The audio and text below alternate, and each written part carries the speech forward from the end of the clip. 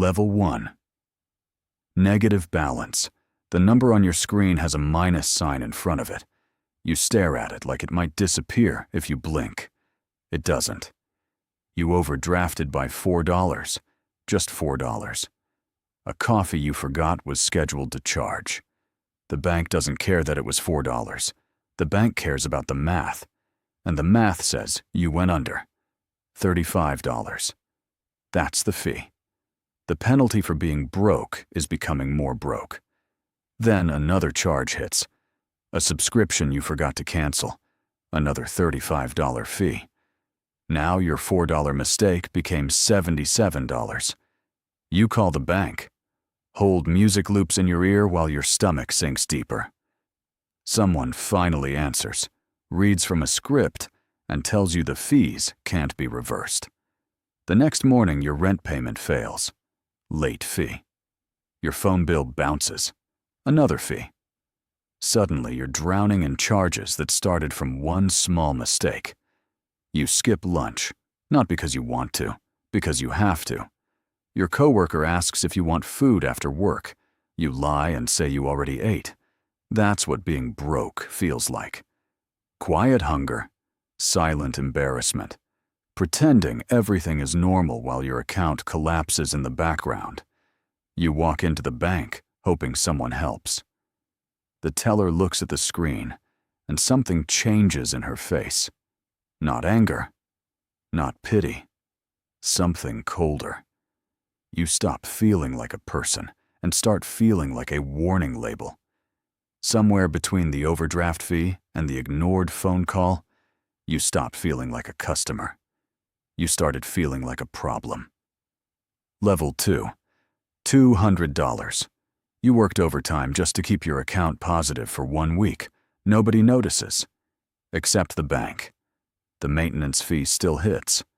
$12, $15. Quietly removed overnight because you don't keep enough money in the account. You're paying a bank to hold money you barely have.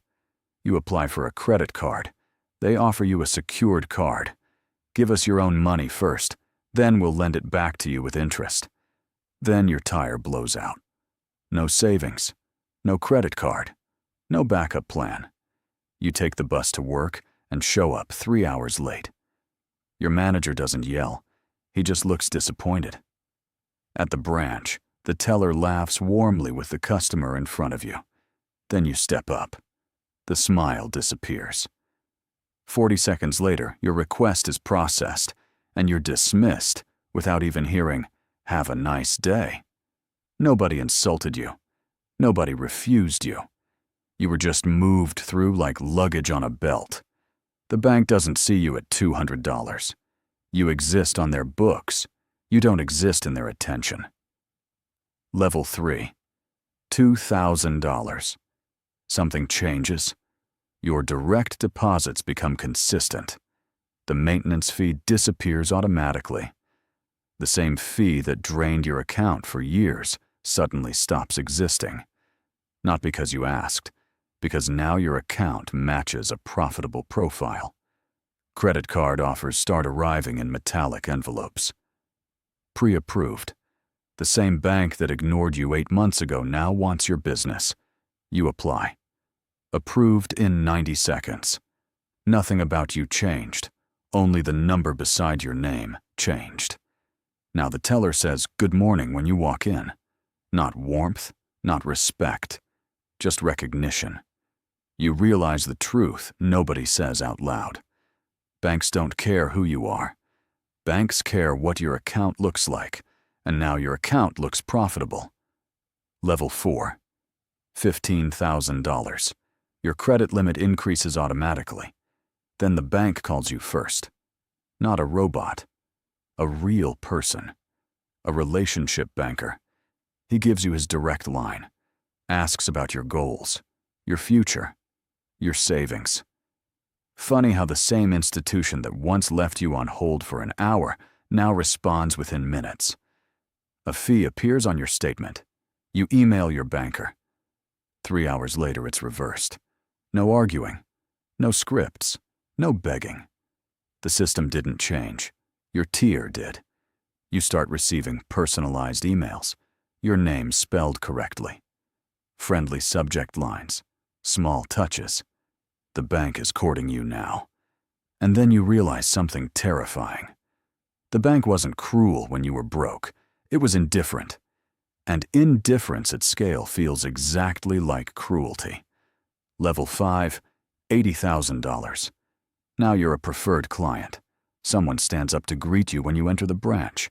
You skip the same line you once waited in for hours. Mortgage pre-approvals arrive before you even look for a house. Other banks start competing for you. Your banker calls within an hour to match competitor offers because suddenly your account matters. You are no longer just another customer. You are an asset worth protecting. Level 6, $500,000. The bank stops being a place you visit. It becomes a service that comes to you. Wealth managers drive to your office carrying leather folders and investment reports. They ask about taxes, estate plans, long-term goals. You call customer service, and someone answers immediately. No hold music, no transfers, no scripts. Problems that once took days now take minutes. You attend private dinners with skyline views. Nobody talks about money because at this level, money is assumed. You're not being sold products anymore. You're being integrated into a network. Level 7, $5 million. Private banking. Now, rules become flexible. Interest rates are negotiated personally. Investment minimums disappear. Paperwork gets rushed because someone important flagged your account. You walk into branches you've never visited, and employees already know your name. Not because you're famous, because the system recognizes your value before you speak. At this level, money doesn't just buy comfort. It buys exceptions. Level 8, $25 million. Now you're not just a client. You're a relationship. Executives ask for your opinion. Investment opportunities reach you before the public ever sees them. Entire teams inside the bank quietly organize themselves around keeping you happy. And somewhere at this exact moment, someone else is staring at a negative balance because of a forgotten $4 coffee charge. They're hearing the same hold music, feeling the same exhaustion, learning the same lesson. The system isn't broken. It's working exactly the way it was designed to. Because you are the same person at every balance. Only the number beside your name changes. And the bank decides your worth based on that number. The bank never changed. It only revealed what it always was.